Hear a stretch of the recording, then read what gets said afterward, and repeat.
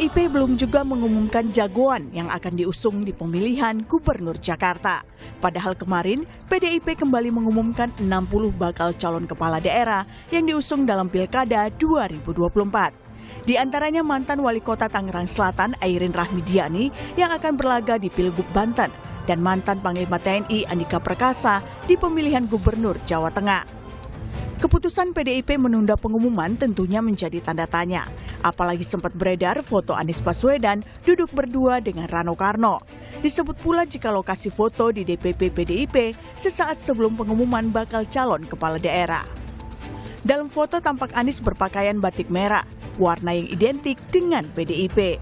Namun, Ketua DPP PDIP Jarod Saiful Hidayat menyebut pertemuan itu hanyalah untuk bertukar pengalaman antara keduanya. Memang Pak Anies tadi kita lihat sempat datang di gedung B, ketemu sama Sidul, Bang Rano, betul nggak? Bung Rano Karno. Kalian harus ingat bahwa Pak Rano, Bung Rano ini adalah Gubernur Banten, Wakil Gubernur Banten. Pak Anies itu Gubernur DKI. Masa Gubernur DKI sama Gubernur Banten berdiskusi ya? Tidak boleh, boleh kan? Boleh. Jadi dalam rangka untuk silaturahim, untuk membicarakan sebetulnya DKI ke depan itu seperti apa? Tukar-menukar pengalaman. Sebelumnya, Ketua Umum PDIP Megawati Soekarno Putri sempat berkomentar soal pencalonan Anies di Pilkada Jakarta. Mega bilang kalau mau diusung PDI Perjuangan, Anies harus nurut. Kaget toyo, ada baju merah hitam, terus tapi pasang spanduknya. Itu kan suruh gotong Pak Anies ya, iya toh? Kok siapa yang nggak lihat? Aku aja lihat kok. Itu, aku bilang enak aja ya. Ngapain gue suruh dukung Pak Anies? Dia bener nih. Kalau mau PDI, kalau mau PDI jangan kayak gitu dong ya. Ya tinggal mau nggak nurut ya. Lihat dong. Soal pencalonan dirinya di Pilkada, Anies memang mengaku tengah menunggu keputusan Ketua Umum PDIP Megawati Soekarno Putri. Menyangkut Pilkada tentu kita obrolkan, tapi kita semua menunggu apa yang menjadi keputusan. Jadi tadi sama sekali kita tidak menyinggung tentang keputusan, langkah, dan lain-lain, karena semuanya ada di DPP partai, di luar kewenangan kita. Tapi kita ini bukan pertemuan pertama. Kita sering diskusi, sering ngobrol bertahun-tahun ke belakang. Jadi sama Pak Amin ini bukan karena urusan pilkada aja, udah panjang. Cuman kali ini ngobrolnya di kantor DPD PDI Perjuangan Jakarta. Hari ini KPU mulai membuka pendaftaran bakal calon kepala daerah. Pendaftaran gubernur dan wakil gubernur akan digelar hingga 29 Agustus mendatang. Lalu, siapa yang akan diusung PDIP di Pilkada Jakarta? Tim Liputan, Kompas TV.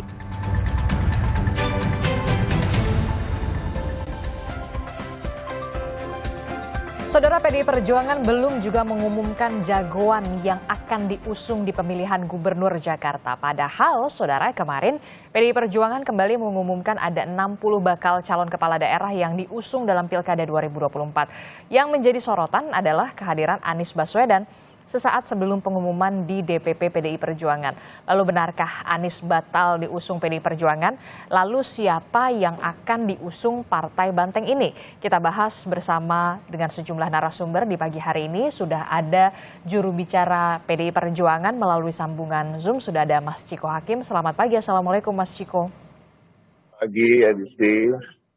Iya, kemudian ada di studio, ada pengamat politik dari Universitas Al-Azhar Indonesia, sudah ada Kang Ujang Komarudin. Selamat pagi, Assalamualaikum Kang Ujang. Salam, selamat pagi Mbak Disti, iya. Bang Ciko. Iya, kita pagi. Kemarin agak sedikit terkejut lah ya, Mas Ciko, ketika kemarin PDI Perjuangan ini mengumumkan ada 60 kepala daerahnya yang dimajukan.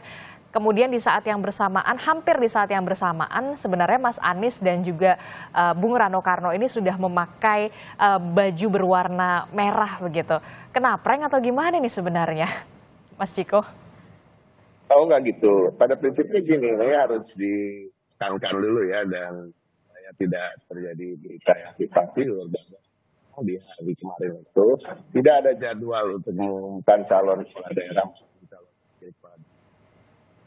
Kami ingin perbaiki komunikasi lagi bersama dengan Mas Ciko. Ini sedikit terputus-putus, kami tidak bisa mendengar suara gitu. dengan jelas. Halo, Oke. jelas nggak? Oke, ya silahkan Jelas? coba Mas Ciko. Iya, jadi pada prinsipnya kemarin tidak ada jadwal untuk mengumumkan calon kepala daerah dan calon wakil kepala daerah dari untuk Jakarta, juga untuk Jawa Timur maupun untuk Jawa Barat. Jadi ini yang harus ditekankan karena ada undangan juga yang beredar dan kemudian saya juga mendapatkan undangan tersebut untuk hadir. Dan semua daerah yang akan diumumkan kemarin itu tertulis dalam undangan tidak termasuk Jakarta. Itu satu. Yang kedua, kunjungan Mas Anies tentunya adalah bagian dari rentetan kunjungan atau pertemuan kader-kader di partai yang memang ditugaskan oleh Ibu Megawati Soekarno Putri untuk menjalin komunikasi dengan yang bersangkutan. Dan sampai hari ini juga kata-kata dalam tanda kutip batal itu seharusnya tidak digunakan karena memang belum ada keputusan kan. Kalau sudah ada keputusan kemudian tidak jadi baru itu batal. Hari ini mudah-mudahan akan ada titik terang terkait dengan siapa yang akan kami usung di Jakarta maupun dengan Jabar dan Jawa Timur. Harus diingat masih ada 40-an daerah lagi yang dalam gelombang 4 akan diumumkan. Kalau tidak hari ini ya mungkin besok. Oke, tapi kan ini juga sampai kalau misalkan seharusnya kan memang ada komunikasi dulu begitu ya, Mas Anies sampai datang begitu bersama dengan ngobrol sama Bung Rano Karno bahkan memakai baju warna merah begitu, komunikasi politik yang ingin disampaikan sebenarnya semacam itu. Ya, saya rasa memang undangannya kalau bisa juga dikonfirmasi dengan timnya Mas Anies ya bahwa undangannya adalah untuk silaturahmi dan untuk berbincang-bincang dengan Bang Rano. Jadi tidak ada di dalam undangan atau apa yang dikomunikasikan sebelumnya dengan Mas Anies adalah kemudian ayo datang, Anda akan diumumkan sebagai calon, nggak ada komunikasi seperti itu. Jadi artinya kunjungan silaturahmi dan juga Mas Anies juga diterimanya di kantor kebudayaan atau bidang kebudayaan yang dipimpin oleh bukan di gedung Dewan Pimpinan Pusat Partai Demokrasi Indonesia juga. Oke, jadi saya ingin menegaskan kembali, jadi seharusnya bukan batal diumumkan, tapi memang belum diumumkan ya untuk Jakarta ini. Betul. Memang kemarin di dalam undangan untuk mengundang siapa-siapa yang diharapkan hadir untuk menyaksikan pengumuman juga ada agenda dan akan diumumkan dan tidak termasuk DKI Jakarta.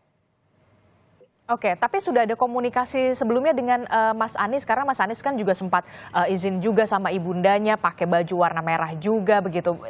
Ada komunikasi yang miss atau seperti apa sebenarnya, Mas Ciko?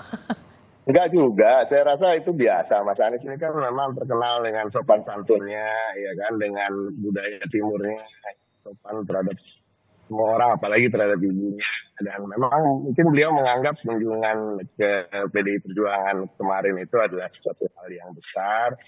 Artinya juga semakin mendekati Tapi kemudian ada juga setelah kejadian ini, Mas Ciko, ada juga kemudian mencuat nama Pramono dan juga bersanding dengan Rano Karno begitu. Nah, ini sebenarnya ada apa jadinya ini?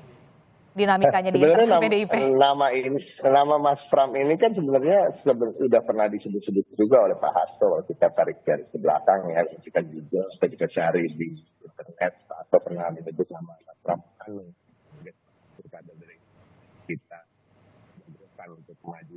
Oke, Mas Ciko, sayang sekali suara Anda terputus-putus. Nanti kita coba perbaiki kembali untuk audionya melalui sambungan Zoom dengan Mas Ciko. Tapi saya beralih dulu ke Kang Ujang begitu ya, Mas Ciko ya. Kang Ujang, ini kalau melihat kemarin begitu ya, ada 60 kepala daerah yang diumumkan. Kemudian Mas Anies juga bertemu dengan Bung Rano Karno memakai baju berwarna merah gitu ya, yang merupakan warna identik dengan PDI Perjuangan. Jadi sebenarnya ada apa ini?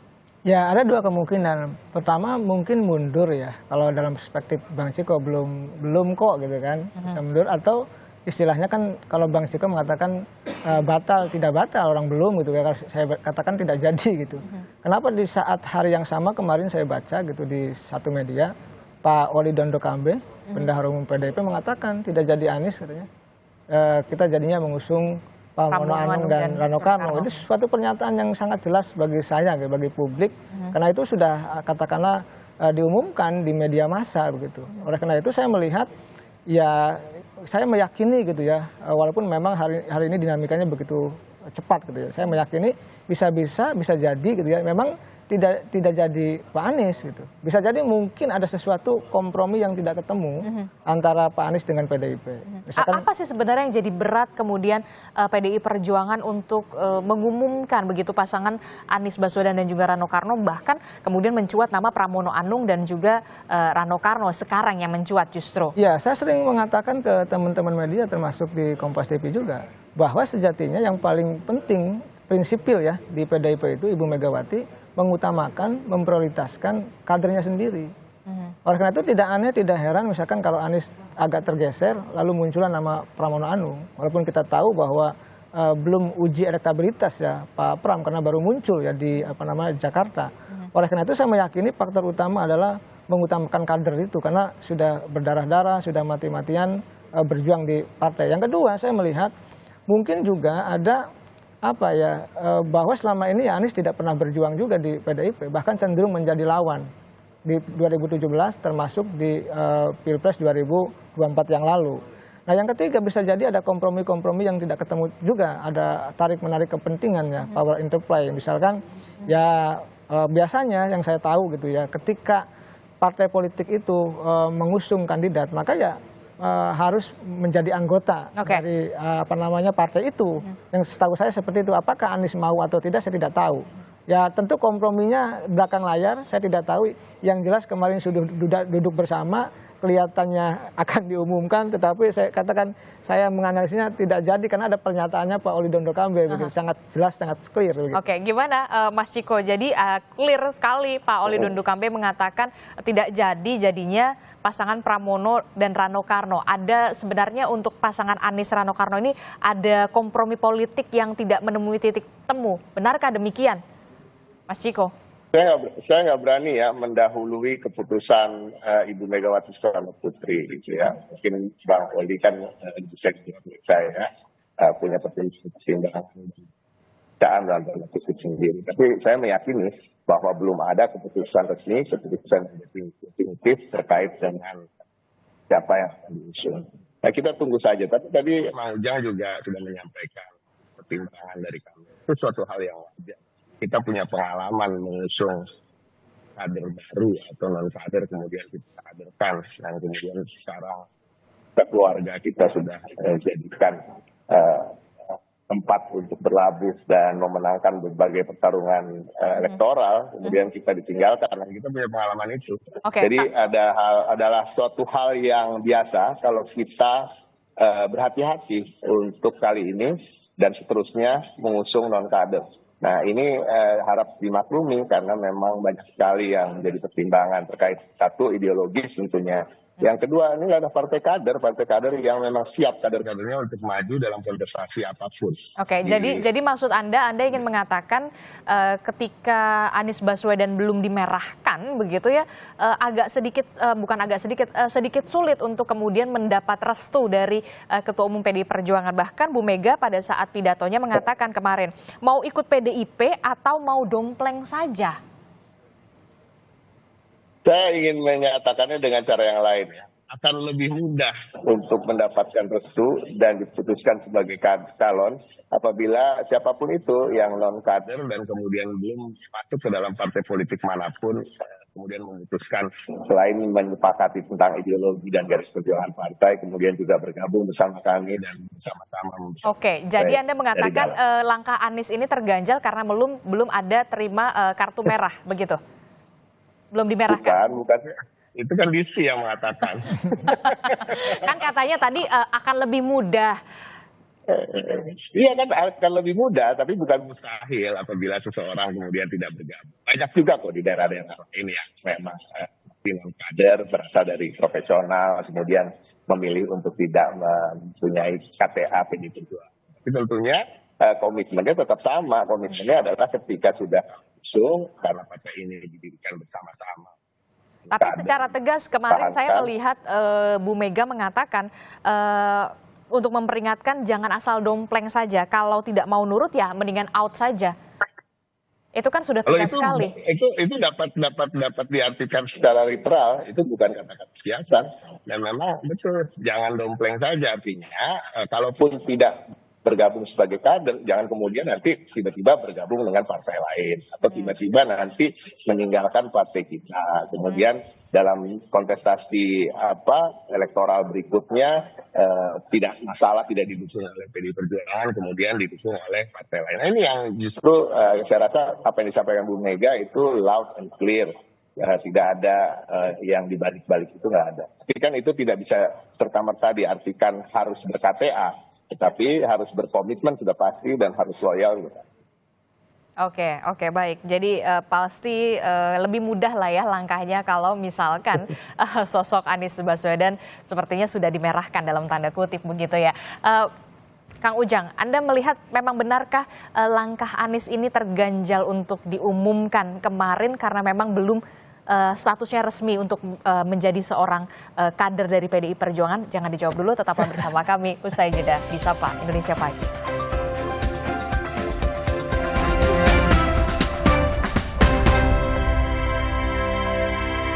Ya, salah satu wilayah strategis yang kemudian juga menjadi center of attention selain Jakarta adalah Jawa Tengah pastinya ya, yang kemudian juga diperbutkan inti antara Ahmad Lutfi dan juga Tachi Yassin dan juga beberapa nantinya ya kan dari PDI Perjuangan juga sudah ada gitu, nama Andika Perkasa ya kan. Oke, kita kembali ke dialog kita di pagi hari ini.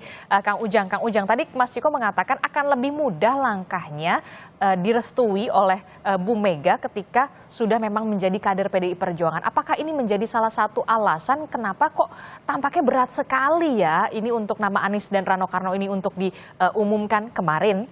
Ya bisa jadi ya, kalau dalam istilah saya gitu, usul fikih ya, ada ikhtiyat, kehati-hatian gitu. Kita tahu bahwa yang bukan kader ini mohon maaf bisa juga membalelo, yang kader saja bisa membalelo apalagi yang bukan. Jangan jadi nggak mau sudah diantisipasi jangan ada pengkhianatan untuk kedua kali. Tadi tidak mau didomplengi gitu ya, lalu juga harus nurut gitu kan, lalu juga tadi harus merah dulu. Itu menurut saya poin-poin prinsipil ya, karena arah kebijakan kader itu harus selaras dengan arah kebijakan partai dimanapun.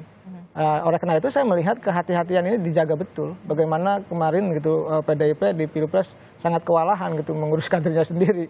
Ya katakanlah mohon maaf tanda petik Pak Jokowi gitu. Nah ini kan pengalaman-pengalaman yang tentu sangat pahit bagi PDIP, tidak mau terjadi di kemudian hari. Nah antisipasinya tentu berlapis-lapis ini dalam konteks mengusung kandidat. Apalagi katakanlah Anies yang dulu kita tahu PDIP sangat keras mengkritisi Anies ketika jadi gubernur, ketika di pilkada termasuk ketika di pilpres. Oleh karena itu seandainya ketemu pun dalam konteks tadi, seandainya mengikuti ideologi Soekarnois lah katakanlah, lalu juga peduli wong cilik, punya kartu anggota, tapi ini semua kan tadi basisnya saya melihat semua keputusannya ada Ibu Mega.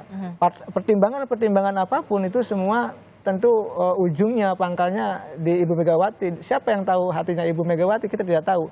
Bang Ciko pun saya yakin tidak tahu. Tadi tidak mau mendahului dan lain sebagainya. Saya yakin pertimbangannya harus matang karena ini adalah sangat strategis. Dan tadi pertimbangan kalkulasi apapun pasti akan dihitung. Sekecil mungkin keuntungan kerugian itu akan dihitung betul oleh PDIP.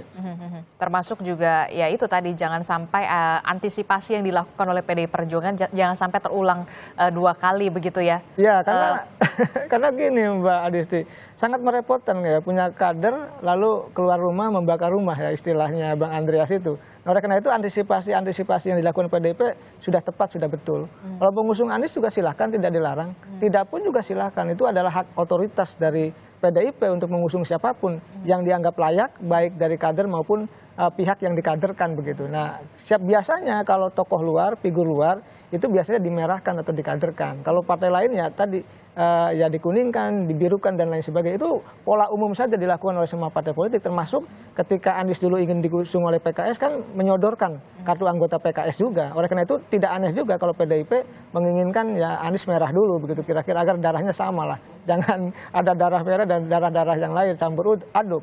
Oleh karena itu saya meyakini ya apapun keputusannya kita hormati, kita tunggu sebagai bagian daripada dinamika ya politik di DKJ dan Jakarta yang begitu menarik gitu, begitu hidup, begitu berwarna sehingga ini menjadi tontonan yang menurut saya yang bagus. Seandainya misalkan PDIP jadi mengusung Anies. Kalau tidak jadi sih nggak menarik kalau tanpa Anies pilkada DKJ. Kalau nggak jadi mengusung Anies kurang menarik nih kan, karena harus sengit lah ya, harus lawan yang sepadan sebenarnya, Mas Ciko. Saya rasa enggak juga. Jadi di internal kami juga ada nama Basuki Cahayapurnama yang angka surveinya juga bisa tinggi, bahkan di atas Ridwan Kamil, itu kan satu. Tapi kalaupun bukan Pak Ahok misalnya, ada Bang Karno, mungkin warga Jakarta belum begitu tahu bahwa beliau akan maju. Tapi kalau terkait dengan tahu siapa Rano Karno, saya rasa 80% sudah tidak perlu diingatkan siapa Sidul, ya kan? Atau kalau ada yang generasi saya atau lebih tua dari saya, ada Gita Cinta dari SMA dan lain-lain. Jadi selain itu tentunya Bang Rano juga sosok yang mumpuni, punya kompetensi, punya pengalaman yang komprehensif di bidang pemerintahan, pernah jadi wakil bupati, wakil gubernur, kemudian anggota DPR RI, kemudian juga terbesar. Jadi peluang terbesar. Ini artinya Bang Rano pun cukup kompetitif nanti kalau bisa dilawankan dengan Oke, jadi peluang terbesarnya siapa kalau melihat elektabilitas ya, dan juga hitung-hitungan politik dan juga kalkulasi? Anies Rano, Pramono Rano, atau bisa saja Ahok Rano? Jadi gini, kalau mau jujur, peluang Mas Anies, peluang Mas Basuki Cahayapurnama, Bang Rano maupun Mas Pram sama peluangnya, presentasi peluangnya pun sama. Jadi kita tunggu saja bagaimana nanti Ibu akan mengerucutkan nama menjadi 2 nama, calon kepala daerah dan calon wakil kepala daerah di Jakarta. Tapi saya melihat ada aroma-aroma pengumuman ini akan ada di injury time begitu. Benarkah ada gerilya-gerilya yang akan dilakukan oleh pihak dari mana gitu, dari eksternal? Anda melihatnya bagaimana? Saya mendengar ada selentingan bahwa akan dilakukan intervensi dari pihak-pihak yang berada dalam kekuasaan yang tidak menginginkan tentunya ada kompetisi yang fair atau kompetisi yang adil di pilkada Jakarta ini, karena mungkin kita juga harus terbuka aja bahwa ada deal dengan Ridwan Kamil yang harus meninggalkan Jawa Barat, di mana dia bisa melenggang untuk memenangkan dengan mudah. Untuk dia maju di Jakarta tentunya harus ada jaminan-jaminan. Mungkin salah satu jaminannya untuk supaya misalnya Ahok atau Anies tidak maju kan, hal seperti itu biasa. Ada manuver-manuver dan saya hanya baru mendengar, saya belum bisa mengkonfirmasi secara pasti ya. Tapi itu suatu hal yang sangat pantas dilakukan karena memang kita tahu ada kebiasaan-kebiasaan seperti itu ini dari pihak-pihak tertentu. Oke, itu tadi soal bagaimana. Nah, kalau misalkan soliditas internal PDIP sendiri, bagaimana untuk bisa nggak sih menerima sosok nama Anies Baswedan? Karena kan kita tahu pada pilkada sebelumnya itu kan sempat bagaikan minyak dan juga air begitu, berseberangan begitu, Mas Ciko. Kalau soliditas internal sendiri? Memang ada suara-suara dari arus bawah, khususnya pemilih yang loyal terhadap PDI Perjuangan, yang agak resisten terhadap ide untuk mengusung dari non-kader, khususnya Pak Anies. Ini saya terbuka aja, karena memang ada pengalaman di 2017, pengalaman yang tidak baik, pengalaman cukup buruk. Bukan hanya bagi kami, tapi juga bagi seluruh masyarakat Jakarta yang cukup mencekam ya, ada politisasi agama yang kuat, polarisasi, gejolak-gejolak yang terjadi. Tetapi tentu ada hal yang lebih besar juga dipikirkan oleh sebagian kader lain yang mengatakan bahwa ini ada pertarungan yang lebih besar yang harus kita menangkan dari sekedar pertarungan antara Anies dengan PDI Perjuangan atau Anies dengan Ahok, ya kan? Ada pertarungan besar, apa itu? Pertarungan untuk mempertahankan demokrasi kita yang selama ini kemunduran, demokrasi kita yang kita anggap tidak sehat lagi, ada pemaksaan untuk menyatukan gerakan tanpa memberi ruang bagi sikap-sikap yang berseberangan dengan pemerintah atau dengan kekuasaan, dan ini juga harus dilawan. Dan apakah ini bisa dilawan dengan berjalan sendiri-sendiri? Atau tidak, harus ada persatuan di antara pihak-pihak yang memang berada di luar poros kekuasaan itu. Jadi ada semacam balancing lah. Tapi ini menarik, artinya exercise-nya juga menjadi menarik bagi kami sebagai partai politik yang cukup kawakan. Tentu pada akhirnya nanti kami bisa menentukan sikap yang terbaik. Namun tentu saya ingatkan apapun keputusan yang diambil oleh PDI Perjuangan atau Ibu Megawati Soekarno Putri tidak mungkin bisa menyenangkan semua pihak. Jadi kita tunggu saja. Mudah-mudahan dalam waktu dekat. Dalam waktu dekatnya kapan nih? Kalau hari ini kayaknya aku nggak bisa gitu, antara besok atau lusa? Antara besok atau lusa atau hari ini. Oke, baik. Kang Ujang, Anda melihat gimana nih? Apakah pengumuman ini akan dilakukan secara injury time begitu, ketika memang di detik-detik terakhir dengan tetap mengusung Anies Rano, ataukah kemudian ada nama yang kemudian berpeluang yang sama besar peluangnya, kalau tadi kata Mas Ciko, Pramono, Rano? Ya semua sebab kemungkinan ya. Kalau politik itu kan tidak bisa dipastikan karena bukan matematik. Jadi tadi Bang Ciko sudah katakan semua tokoh tadi, Pak Anies gitu, Pak Pram dan Pak Ahok punya potensi untuk bisa diusung, peluangnya sama. Ya saya meyakini tadi kita tidak tahu ya apa yang ada di hati Ibu Megawati, itu rumusnya adalah keputusan dari Ibu Megawati itu. Kader-kader hanya menjalankan arah kebijakan dari Ibu Megawati. Saya meyakini memang bisa jadi detik terakhir, tapi entah siapa gitu yang akan diusung oleh Ibu Megawati ini yang teka-tekinya agak sulit kita baca. Karena lebih besar mana peluangnya, Anies atau Pramono? Ya kalau menurut analisa Anda? Kalau ya gini, kalau misalkan Anies ya tentu elektabilitas tinggi. Kalau Pak Pram harus berjuang untuk menaikkan elektabilitas. Ya tentu ada positif dan negatif kalau mengusung keduanya. Tetapi apapun itu ya kalau misalkan ingin menang gitu ya usung Anies. Saya tidak mendukung siapapun, tapi kalau memang nanti ingin berjuang keras ya usung Pak Pram gitu. Semuanya punya kalkulasi yang matang dalam konteks untuk mengusung dua nama itu.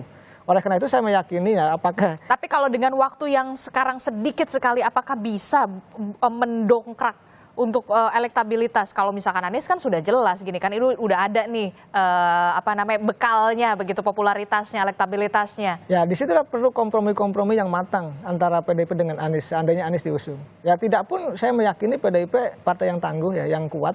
Ya dalam konteksnya walaupun memang ingin menang ya Pak Pram mungkin bisa jadi didorong walaupun dengan tadi ya harus berjuang menaikkan elektabilitas. Beda dengan Anies, kalau Anies tinggal bersatu saja antara PDIP dengan Anies bisa didorong karena elektabilitasnya sudah cukup karena dia incumbent. Oleh karena itu saya meyakini ya saya tidak bisa menganalisa siapa yang lebih utama, lebih prioritas dari Ibu Megawati karena semuanya ada di kantong Ibu Megawati. Sulit kita untuk menerka-nerka, karena analisa saya pasti akan subjektif mengatakan misalkan oh Pak Anies, oh Pak Pram, karena jadi pernyataan di media kan simpang siur juga.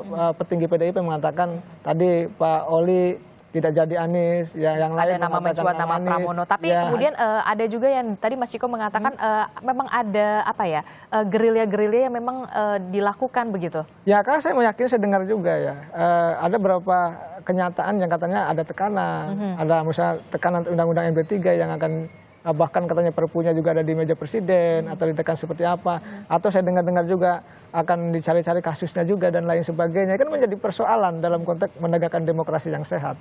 Ya karena itu saya melihat entah apa yang terjadi gitu, yang jelas ya kita tunggu saja keputusan PDIP, siapapun yang diusung nanti pasti adalah keputusan yang terbaik bagi PDIP dan bagi daerah khusus Jakarta, begitu. Oke, jadi memang yang agak sulit begitu ya, karena ya yang pasti yang tahu cuma hanya Bu Mega dan Tuhan yang tahu begitu ya siapa yang akan dipilih nantinya. Bang Ciko juga nggak tahu kan. Termasuk soal resisten dari internal PDI Perjuangan sendiri bagaimana terhadap Anies? Pasti kan ada, nggak semuanya satu suara dong. Ya pasti ada resistensi karena memang dianggap dulu ada menjadi tanda petik ya lawan politik. Tetapi kan di dunia politik ini kan cair kita ini. Ya ada yang memang partai yang berbasis pada ideologis, tapi dalam konteks dan skala tertentu kalau kepentingannya sama ya maka akan bersatu juga. Walaupun ya dalam konteks politik ada minyak dan air, tapi saya meyakini ya kalau sama kepentingannya misalkan ya sama-sama ingin melawan Jokowi gitu, sama-sama kecewa dengan Jokowi atau Anies antitesa Jokowi ya ketemu juga kepentingannya. Dan biasanya kalau kepentingannya ketemu ya akan bersama, kalau tidak ya akan menjadi lawan. Itulah sebenarnya dinamika politik umum kita di Indonesia yang basisnya adalah basis, ada yang basis ideologis, ada yang basis kompromistis dan berbasis pragmatisme. Tetapi apapun itu hak partai sekali lagi mengusung Anies atau tidak, mengusung Pak Pram atau tidak, itu adalah wilayah kewenangan Ibu Megawati yang punya hak otoritatif untuk mengusung calon kepala daerah di Jakarta khususnya. Kalau saya sih melihatnya karena memang pada saat kemarin Bu Mega benar-benar bisa dikatakan sangat bersemangat sekali pada saat pidato mengatakan mau ikut PDIP atau mau dompleng saja. Padahal di saat yang bersamaan juga di situ ada sosok Airin Rahmidiani gitu ya, yang kita tahu memang Golkar begitu, dan beliau juga berada di dalam ruangan tersebut, kemudian sempat ditunjuk juga oleh Bu Mega. Anda memang melihat ini memang sudah seharusnya ketika mau masuk menjadi kepala daerah dari PDI Perjuangan ya memang itu syaratnya, jangan mau dompleng saja begitu. Iya, kan begini, partai politik itu juga berlaku ke Anies ya, iya, punya prinsip. Artinya harus jadi kader dong. Saya melihat gini, banyak teman yang maju di kepala daerah ya, baik gubernur gitu maupun wali kota bupati, itu ketika masuk partai A direkomendasi oleh partai A itu masuk partai. Langsung membuat kartu anggota, bahkan pindah dari partai yang lain yang tidak mengusungnya itu. Apalagi ini kan bukan kader ya, artinya bukan dari kader partai yang lain. Anies itu adalah independen, artinya ketika masuk ke PDIP ingin dicalonkan ya suka tidak suka, senang tidak senang harus punya kartu anggota. Sama mau saya contohkan dulu Gibran ketika ingin maju ya punya kartu anggota. Bobby juga sama lah. Termasuk juga nama Airin ini. Ya, nama Airin itu pasti akan sama, jadi akan haknya sama, kewajibannya sama dalam konteks untuk menjadi kader ya dari partai itu, karena partai tidak mau kecolongan, partai tidak mau hanya jadikan domplengan, Pak. Jangan juga jadikan sebagai kendaraan atau tiket saja. Lalu ketika sudah menang ditinggalkan, karena ini menjadi persoalan dan problematika bagi partai.